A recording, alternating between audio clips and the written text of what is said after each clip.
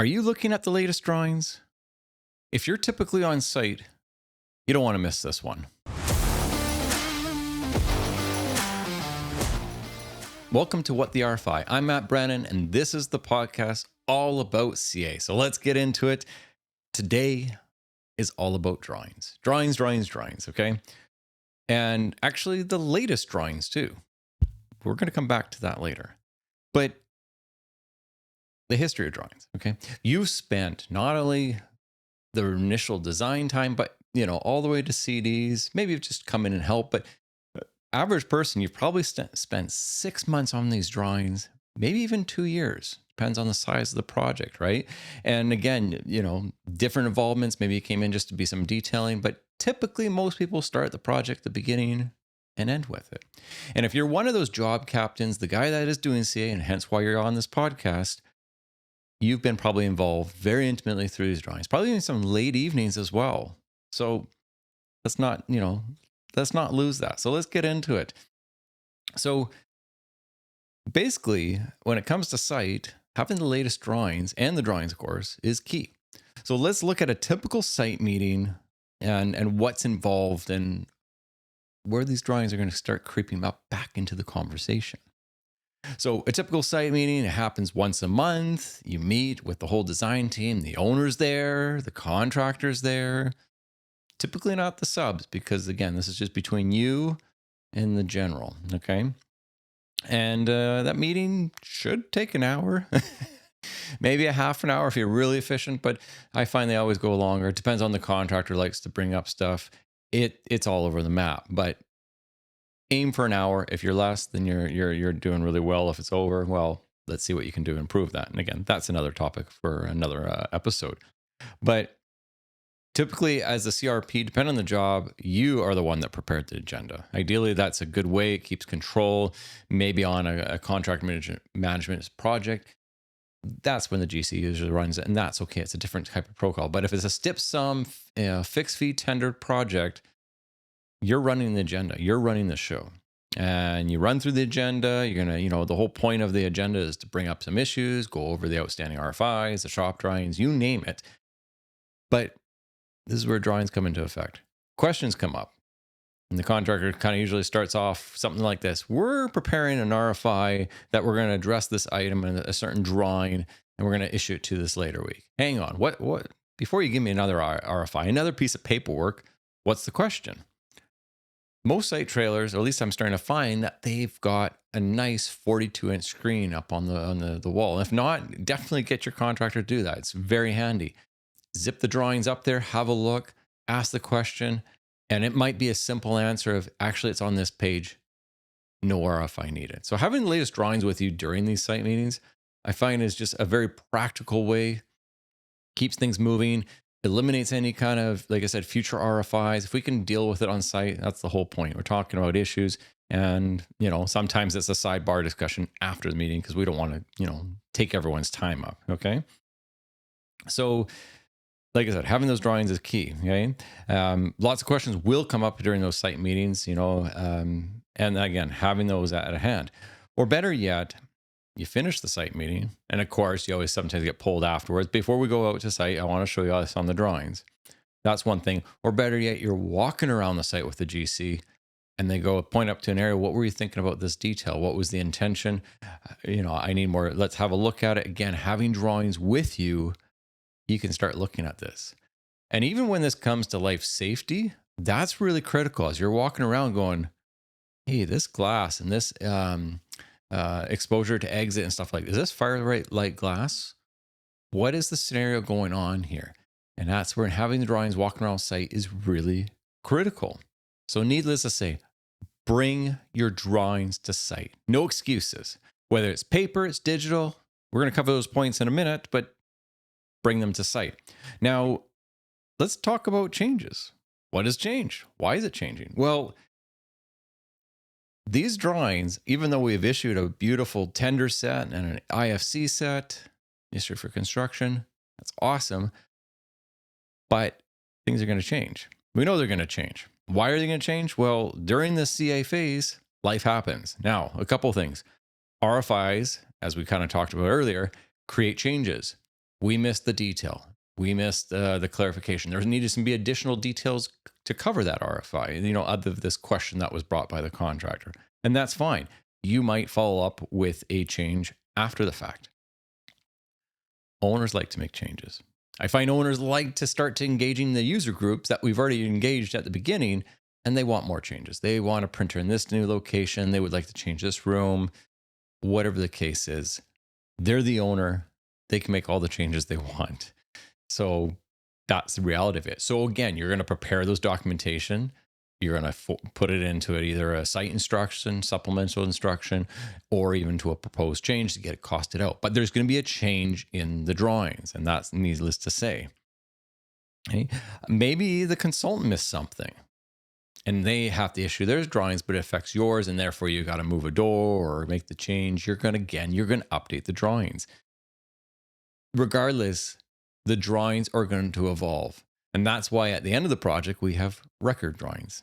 And again, another topic for another day. But the point is the drawings are going to continue to evolve. Hopefully not much, but they will be modifying as noted.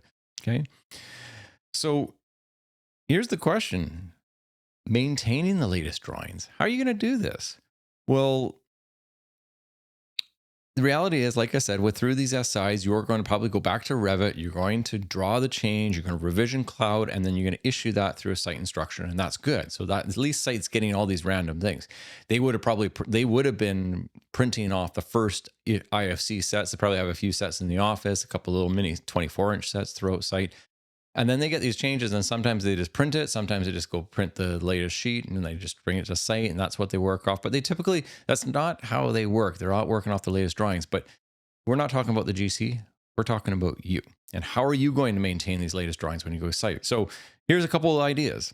One, you can do old school. You can print it every single time. And you can have your 24-inch set. You basically printed it when it was IFC. It's a 24-inch roll. And you're printing all those brand new pages as needed and made this nice thing. That set's going to get dirty. It's going to get coffee stains. It's going to get red line markups on that. Contractor's going to start doodling on it in front of you, and you're going to cringe and go, why are you touching my drawing set? That's one way. The reality is we live in a digital age.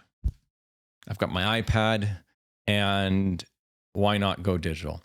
So basically very simple is, again, you can take that PDF from the IFT and IFC set, and then as you issue changes, you can kind of overwrite individual sheets.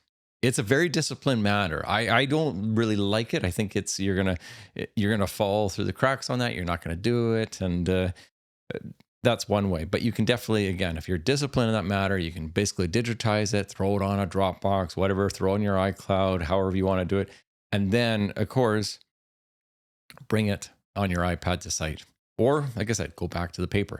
So that's one thing. That's something that you can do right out of the box right now. And in terms of having those latest drawings on site, because again, you want to have that, and we'll dive into that in a second. And keep in mind, there is software out there to do this, to bring your latest drawings. Years ago, there was an application, a startup tech company called by the name of PlanGrid came out, and it was really good because it was a slick tool where you basically uploaded your drawings, and then you uploaded your versions of drawings, and you could have the latest drawings. That's what I used. It was great because I had my CA software, part 3 doing its thing, and then I had my PlanGrid for the drawing aspect. And it was a really handy tool. I always had the latest drawings with me. They were downloaded. I always, was on top of it and we could pull up, and every site meeting, I was always pulling up the drawings. Again, hence this topic today. Another one that was very close to it was called FieldWire. Same thing. It's very similar to just a competitor in that respect, and it would work. You can still get FieldWire. Today, you can't get PlanGrid. Autodesk Construction bought it up, and it's kind of dissolved into that application, kind of similar to the other stuff that they ended up buying and throwing in there. So there was those two options. And then actually, I just got word this week that my own company, Part 3, has been developing drawings. So I get no updates for now, but the point is as you're going through your CA process and you're issuing your SIs, as you're doing that and you're taking these drawings and uploading to the SI portion, they'll automatically version themselves. And then again, you'll have your latest drawings with you on site. So more details to come about that development later. I'm really excited to share that to, my existing clients that I'm working with and all the new prospects I'm meeting with each week. But yeah, part 3.io, take a look at it. It's pretty cool. We've got some big updates with that. So getting into kind of like one of the arguments that you may have, or some of your team members, is like, why can't we just use the IFC set? It's pretty good. It's a good clean set. And you're right, it is. And 90% of those things is probably not going to change. And that's good. And that's the way it should be. But having the latest drawings with you is going to help you stay ahead of the game. Okay. And versioning of drawings, kind of what I was just talking about with like kind of software platforms, having that version set of drawings with you at all given moment. For example, IFT and IFC, and then any SIs and any COs, because countless scenarios where I've been in is I've been walking around site with a contractor and they go, Matt, I'm not building that retaining wall. Why not? It's not in the drawings. I pull up my iPad, I would pull up my, in the case it was Plan Grid at the time, and I would go, okay, well, in IFT, that retaining wall was there. It was pretty clear, top of wall, bottom wall. And then, by the way, addendum 1, we made a couple minor modifications to it. The IFC captured those changes. Then SI 22, we moved the wall out by another couple inches, regraded it around the area, which wasn't a cost. So that's why we did it as an SI. And then CO 22, the owner wanted a staircase because he met with the city and he wanted to place a staircase down there. Are you looking at the latest drawings, contractor? This is why having those versions on site is really critical, because again, it eliminates the arguments on site, puts you back in control, and making sure that they find that their contractors following the latest drawings. And that's really critical too, that they are looking off the latest drawings.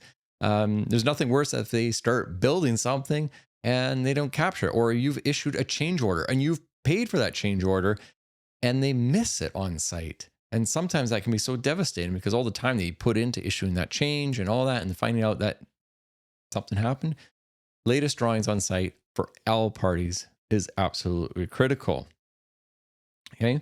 Not only that, having the latest drawings, again, you as a job captain have seen this whole project from the beginning to the end. And that's awesome. So you're very intimate in these drawings. You know every nook and cranny. When someone says, hey, why did we do this? Well, I know it. We did this because the owner wanted this, and then the detail allowed us to do this. All these little critical things.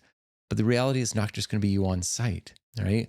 There might be another architect on record coming out, helping you out, being part of it. He doesn't know the drawings as part as you as the job captain. Or maybe you've got an individual that's doing all the field reviews. Okay?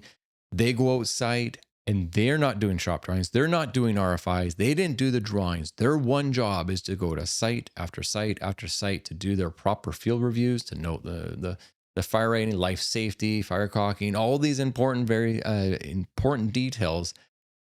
And they have no idea what's changed on the drawings because they're not part of that process. And rightfully so. They are so busy driving from site to site to site doing the report. So they're totally excused in that respect. But how are they looking at the latest drawings? Again, this is where like kind of software starts promote that, where they don't need to worry about making sure, did I update my drawings or not? If they're using something, again, like a field wire or a part 3, where they have the latest drawings with them, they just go to site, do the review. Hey, this doesn't look right. Is this wall rated? Let me just pull up. Oh, the life safety plans. Yeah, that wall's rated. They changed it. They had to make some modifications. So with them being equipped with the latest drawings, they're not going to miss that. There's nothing worse going through, kind of your final draft occupancy, or during going up substantial and finding out some firelight, fire rated glass is missing, that this was an explosion, because nobody was looking at the drawings, right?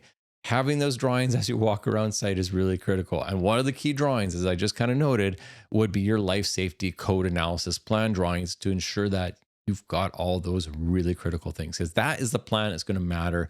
If you can't walk around in that building with your bare feet at the end of the day, sock feet, you're not going to go after substantial in that respect. And again, one of those key things is the life safety. Is this fire rated, wall rated? Is the penetrations been rated, fire caulked in that respect? Is there special details that do it? Is there alternate solutions, exit exposure? The list goes on.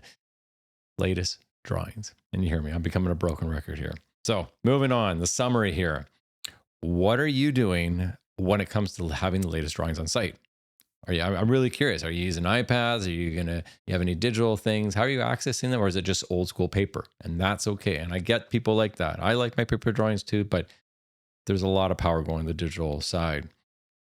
And even too, like we talked about the typical site meeting. What does that look like for you? Are you pulling drawings up during the meeting, or are you just going to deal with it and then deal with it when you get back to the office? And then again, that's just more time out of your day where you could be going back to design. What are you doing? But like I said, at the end of the day, having the latest drawings on site is key. End of story. So that wraps up this week's episode. Thank you again for the listen, the support. You guys are awesome. And if you're really enjoying this podcast, please submit a review. Go to Apple, go to Spotify, do those reviews. It really does help the podcast. It brings up the numbers. I really want to see this podcast help and reach a lot of people in 2025. And you guys are going to help make that possible. So thank you again. And with all that said, architects, keep designing, and contractors, keep making those blueprints reality. We'll see you on the next one.